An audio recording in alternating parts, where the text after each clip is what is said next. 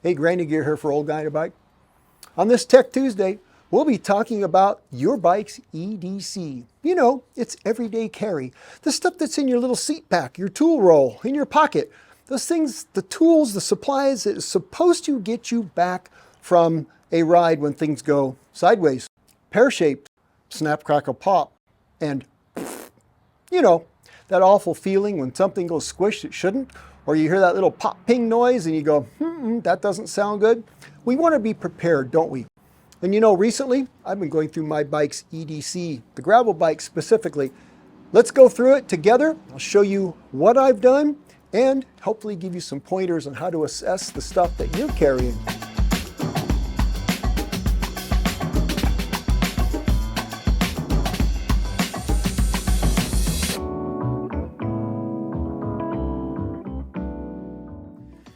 You know, just recently I was on a ride where somebody got a flat. The guy that got the flat had tubes on his road bike. That's no problem. He's got a little tool bag, except at the last minute he goes, oh, I'm not sure if I have a tube in there. He grabs it, it goes squish, nothing in there. Okay, fair enough. Two of us were with him. That's all good. The other guy who says, yeah, I got a tube for you. He takes the tube out of his pack, hands it to the guy.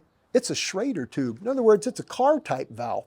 Well, not only does it not fit the bike of the guy who has the flat, it doesn't fit the wheel of the guy who had it carrying in his pack. So he's carrying this tube. He goes, oh, somehow it must have come from one of my other bikes. So he wasn't prepared either. Now, I was, but the guy luckily had patches and we had it all figured out. But the point of that was, two people went on a ride, thought they were ready to do something as simple and fix a flat, and they weren't. Now, to show you that I'm not immune from doing silly things, I was on a gravel ride. I'm on it's like a 20-mile remote canyon downhill. I get a flat. Cut the tire, actually, tubeless, so I've got to try and plug it. Well, the plugs I tried to use didn't work very well. I said, okay, I'll put a tube in there. I get my pump out. Guess what? My pump is missing a piece. It had rattled off and was just gone. So my pump is now worthless. Well, that wasn't the best day I've had. Shame on me. Shame on me for not doing a better job of occasionally looking at the things I'm carrying to make sure that, first of all, are they there? Are they any good? And do they work? And number four, do I know how to use them? Because if you've got a part in there like a chain breaker or a quick fill, you've never used it, how do you know you're going to be able to when you really, really need to? Let's take a look at what I'm carrying, what I've assembled, and some pots and pointers about how to use it. Well, now to begin with, you can see by the pack that is mounted on this gravel bike behind me, that is a little different than the normal seat pack. Now, this is what I would normally use, what I've been using for years, this type of seat pack. You know, you're familiar with them, little burrito that straps underneath your seat rail and your seat tube and unzips and gives you basically a little bag to put all your goodies in. And these work pretty well, but they're also not very organized. You know, it's basically one little bag that everything just kind of stuffs in and everything rubs together. And if you need to take one thing out, you know, like your tube out, and everything just falls apart and, you know, et cetera, et cetera. And I was wondering if there wasn't something a little bit better. And the idea of a tool roll interested me. So, you know, I shopped the Silka Black Friday sale pretty heavy this year. Thanks, Silka, for having all those discounts. I mean, you'll see a lot of these things here are Silka. They didn't send them to me. They don't even know I exist. But the pricing was good, and they do make good quality stuff. This is a little tool roll type of pack. Now, you see in the picture when I kind of unroll this thing that it's has a little 4 or 5 compartments or whatever in it. And that's kind of nice for organizational sense. It keeps everything in its own little cubby. And basically it uses a BOA dial here like you would have on your shoe and a wire and whatnot to kind of wrap that around your seat rail and tighten down. It actually works fairly well. The one thing I've noticed about it is it's a little bit wide. When you look at how that works when it gets up underneath your saddle, it's not tapered, and so potentially you could rub your thighs on it when you're pedaling. That wouldn't be so good. I haven't, but you could. But here's the thing with the seat roll. If you want one thing out of it, like your multi-tool or a tire lever, patch kit, etc., you got to take the whole thing off your bike, lay it on the ground, unfold it, unroll it, however you want to say it. Get that part, fold it all back up, put it back on your seat. Where this, if I just want something out of it, I can probably unzip the end of it and just get that one thing out, never take this off my bike. So that is a plus for this. On the other hand, if you've ever forgotten to zip this up after opening it, maybe you fix a tire or adjust something and you go for a ride and come back and find out all your little parts are gone, well, you can't do that with this because either you lose the whole thing or you lose nothing. So I'm not really sold on this yet, but it's something I'm trying. We'll see how it treats me long term. Maybe there's a better pack out there still. Anyway, let's get to what's in it. So working from left to right, so to speak, I've got a quick fill cartridge and I've got a quick fill valve head, however you want to say it, dispenser part. 12-gram cartridge. In this case, won't quite do justice to a 42 millimeter gravel tire. I didn't measure it. I would guess I had somewhere between 25 and 30 pounds in it if I was lucky. 16-gram would probably do the trick, so think about that. But I also carry a pump, so we'll get to that in a minute. So I can make up the difference between the quick fill. This is kind of just for convenience. Quick fill heads come in different kinds. This one has, you screw it in there, you pierce it, and this has a little on-off valve, so I can actually put it on the Presto valve. I have some control over how much CO2 I dispense with this. This is a silica part as well. Now here's the thing. Have you ever used your quick fill tool? How do you know this part that you have even works? What if it's been sitting in, let's say you do know how to use it, but it's been sitting in your pack for the last couple of years getting wet because your pack isn't really waterproof, and now it's corroded. Now when you go to open it or close it, it doesn't do what it's supposed to, and you find that out when it dumps all your CO2 out when you're on the trail. And if you've never used it, how do you know if you can? So here's what you should do. Inspect it every once in a while. Take a cartridge when you're working on your bike in your garage, sacrifice it to the greater cause. Pierce it, make sure the valve is closed. If there's a valve, pierce it, put it on, use it. Make sure it actually works. That'll give you the confidence to know that you know how to use this and it actually does what it's supposed to do. And then when you're done, just let the CO2 back out of your tire, whether it's got a tube or whatever in it. Fill it up with a pump like normal and go on your way. But at least now you know that this works. And by the way, inspect your quick fill once in a while. I mean, it's not like they leak, but if you accidentally put one in that has got a hole in it because it's been used, well, you don't want to find that out when that day comes when you really need it. Now, as far as the rest of the air inflation tools, I carry a pump as well. Now, this is also a silica pump. It's a gravel pump. I forget what it's called. I'll put it up on the screen. It's a big dog, and I did that on purpose because I wanted more volume in a gravel bike pump than you typically get with a small road mini pump. I'm running lower pressures, higher volume. It's not quite a mountain bike tire, is it? But it's kind of in the middle. It's a little heavy, it's a little big. I put it in my frame pack here, and so the size for that doesn't really bother me, but something to consider. But here's the thing, I'd never used it. I didn't know if it really worked. Well, I assume it worked, but have I tried it?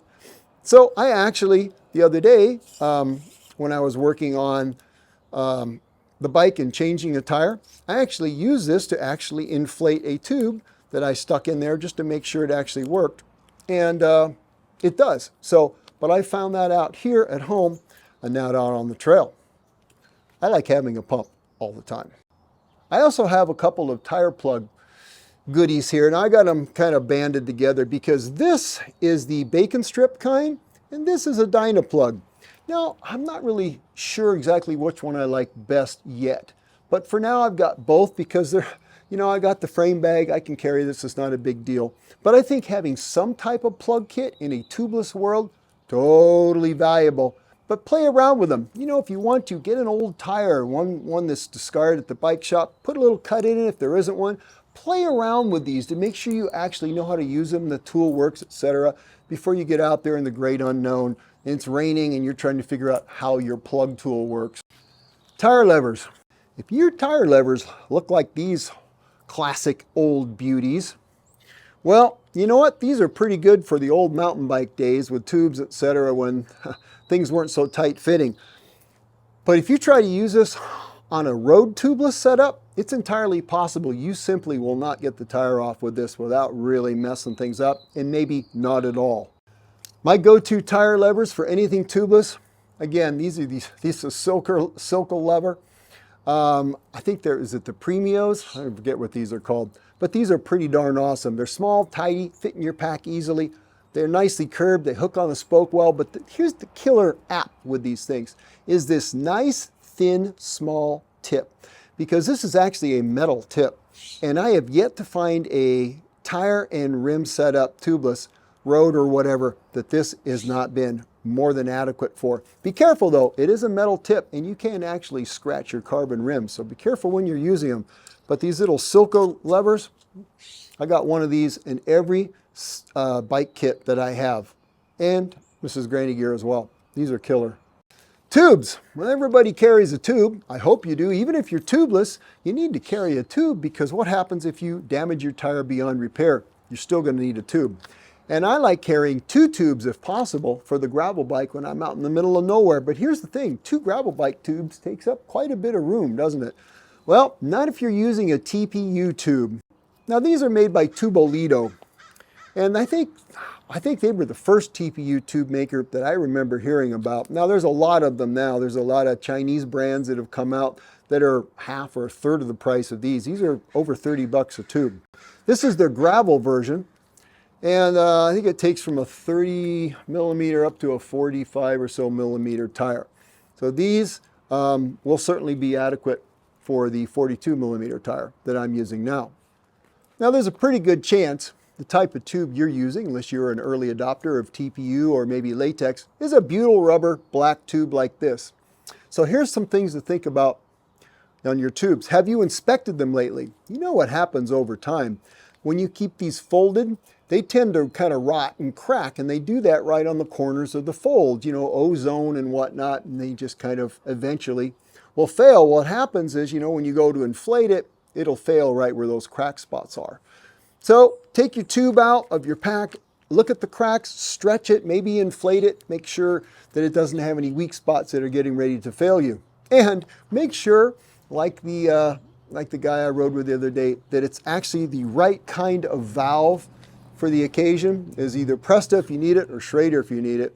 You know, you can put a Presta in a Schrader hole. You can't put a Schrader valve in a Presta hole. That won't work. Now here's the next thing to think about. This valve stem length, this Presta valve, would be adequate for a shallow aluminum rim. This is actually just a cut up old inner tube I use for rubber bands and stuff, but it makes the point. Now you've got this in your pack. Tube's good, except you just got a new deep section carbon wheel. And now maybe you need a 40 or 50 millimeter long valve stem to actually go through your rim to be able to put air in it. So you get a flat on your new wheels. You know, the bike shop installed them, right? And it's tubeless and all of that. And you go take that all apart and you realize that now your valve stem of your spare tubes do not fit all the way through your rim. Something to think about. Chain breaker. I like carrying a chain breaker, at least for a gravel bike. For the road bike, maybe not so much. But, you know, shifting a gravel bike is a little bit rougher on the chain, loads it up a little bit more, almost like a mountain bike in some ways.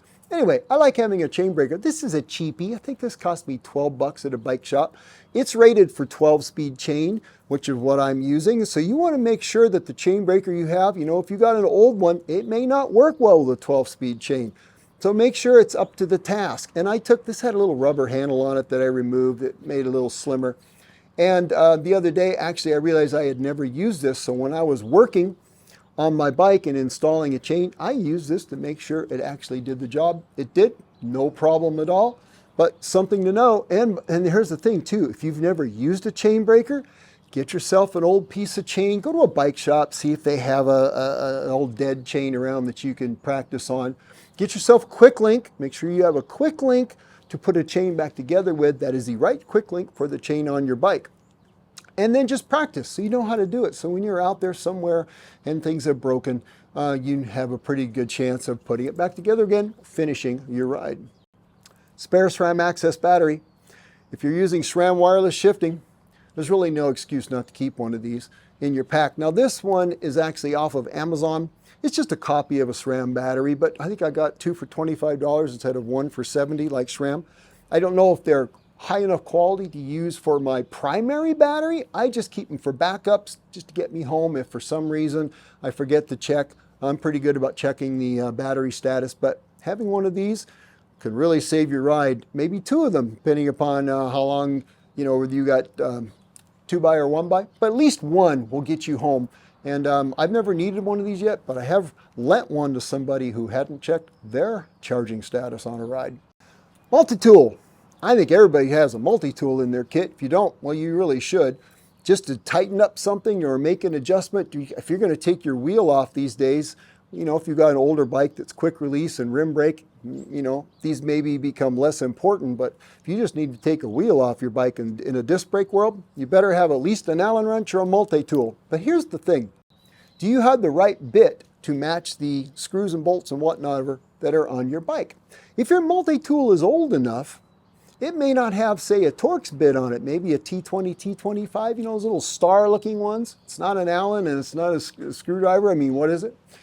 Well, this bike, for instance, doesn't have I don't think it has a single Phillips screw anywhere on it for like a derailleur adjustment. They're all small Allens.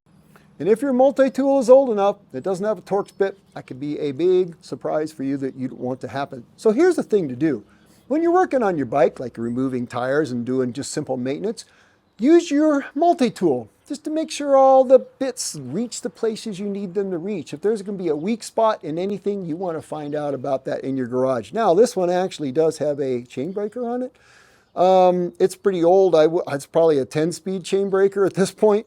I don't know. It might do justice to a more modern chain, but I find it flimsy and kind of flippy, and I really, really prefer a standalone chain breaker. If I was going to do this again, I wouldn't buy a multi-tool with a chain breaker on it, but that's just me. Just some things for you guys to think about. When you go out on your ride, make sure your everyday carry, make sure your bike's E.D.C is up to the task, make sure you're up to the task, and I want you to have a great ride. And sometimes that means being able to fix your bike and ride back home. That's about it, guys. You guys have a great weekend or weekend. As always, go ride your bikes.